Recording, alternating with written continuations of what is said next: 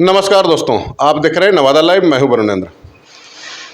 केंद्र सरकार की जो कुछ महत्वाकांक्षी योजनाएं चल रही है उसमें एक योजना है प्रधानमंत्री जन औषधि केंद्र।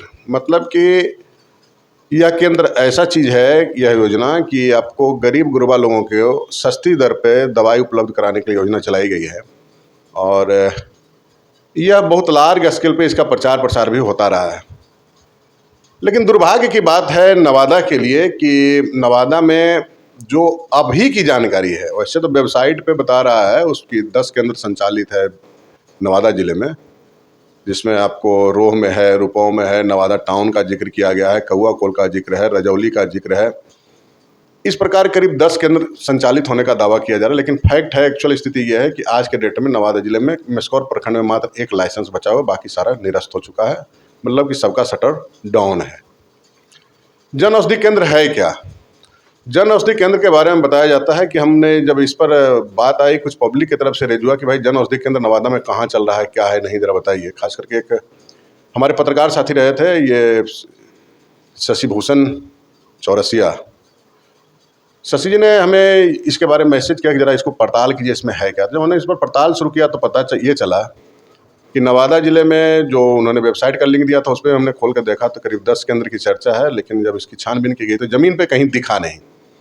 हमने प्रखंड के संवाददाताओं से इस बारे में क्वायरी किया, जैसे कौआकोल हमने बात किया, नारदीगंज हमने बात किया, पकरीवारामा हमने बात किया, नवादा टाउन की ही हम चर्चा कर लेते हैं। तो जो बताया गया, जो अकबरपुर, रजौली, कटकुआ टार, जो इलाका जो बताया गया था वेबसाइट पे, जो एड्रेस जिक्र था, उस जिक्र पर हमने उस एड्रेस पर हमने वेरीफाई करवाया था, कहीं जन औषधि केंद्र संचालित नहीं पाया गया। तो जब कोई इस क्वायरी के दौरान ही हमने इस मामले में सिविल सर्जन से पहले हमने बात किया। तो सिविल सर्जन जो डॉक्टर राम कुमार प्रसाद हैं, उन्होंने कहा दिया कि ये तो अब जीविका को चलाना है, क्या क्या उनको मतलब कि कोई बहुत आइडिया नहीं था। इतना जरूर उन्होंने कहा कि नालंदा में चल रहा है, हम जानते हैं। मतलब कि सिविल सर्जन साहब का पूर्व का पदस्थापन नालंदा था, कुछ महीना पहले नवादा आए हैं, तो नालंदा की जानकारी वो उन्हें थी, लेकिन नवादा की जानकारी प्राप्त करने को उन्होंने कोशिश नहीं किया, उन्हें कोई जानकारी ही नहीं थी। खैर, हमने जब इस पर और आगे पड़ताल किया तो पता चला कि लाइसेंसिंग अथॉरिटी कहीं ना कहीं ड्रग इंस्पेक्टर होते हैं, उनसे आप बात कीजिए। तो ड्रग इंस्पेक्टर एक हैं, हमें नंबर मिला जोगेंद्र कुमार का, उनसे बात किया तो उन्होंने कहा कि टाउन में तो नहीं चल रहा है, टाउन में रेजुडिक्शन है, ग्रामीण क्षेत्र को कमला कुमारी देखती हैं, उनसे आप बात कर लीजिए।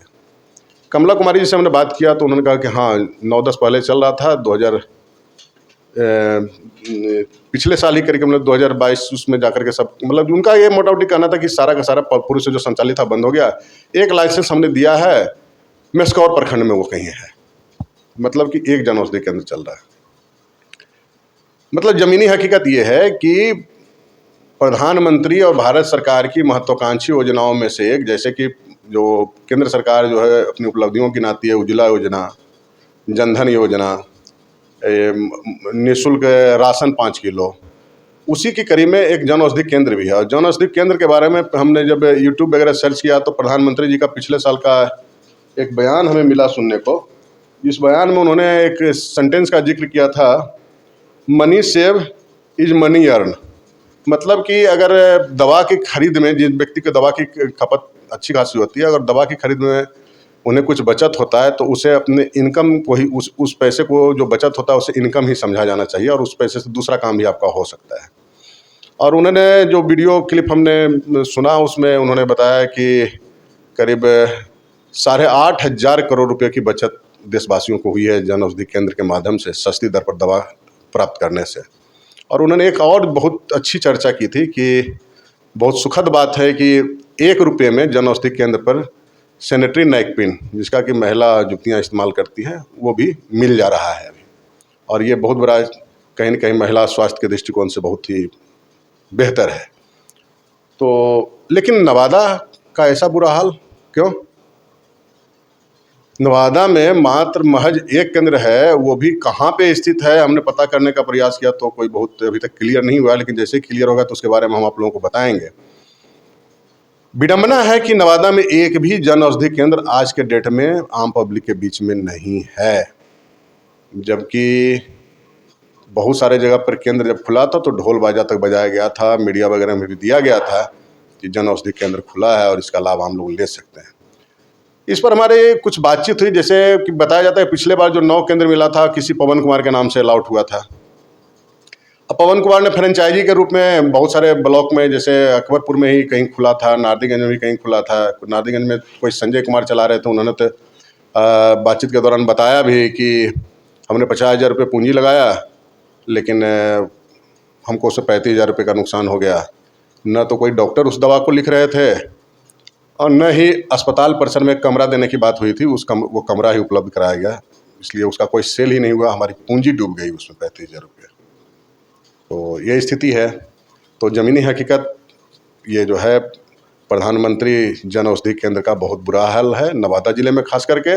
और जगह क्या है, किस रूप में संचालित हो रहा है हम नहीं कह सकते, लेकिन नवादा में जो पड़ताल किया हमने उसमें जो बात आई सामने कि स्थिति बहुत ही दयनीय है।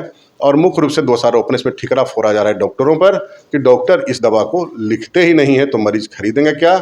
और दूसरी बात है कि था कि अस्पताल परिसर में ही कहीं न कहीं स्थान उपलब्ध कराना था और डॉक्टर को दवा लिखना था कि गरीब ज़रूरतमंद ले सकते हैं। हालांकि जब उसका हमने ये कहाँ कौन व्यक्ति कैसे खोल सकते हैं जन औषधि केंद्र को, उसके बारे में जब हमने थोड़ा सा वेबसाइट वगैरह सर्च किया तो ये हुआ कि नहीं, 120 स्क्वायर फीट का कहीं न कहीं अपनी व्यवस्था ज़मीन की करनी है, मकान का करना है, मतलब दुकान का करना है आपको। सरकार इसके लिए उत्तरदायी नहीं होगी। लेकिन उसमें कुछ और बेनिफिट्स दिया गया था कि जो लोग चलाएंगे उनको किस रूप में दो पैसे का इनकम हो जाए बेहतर तरीके से, वो सब कुछ गाइडलाइन दिया हुआ था।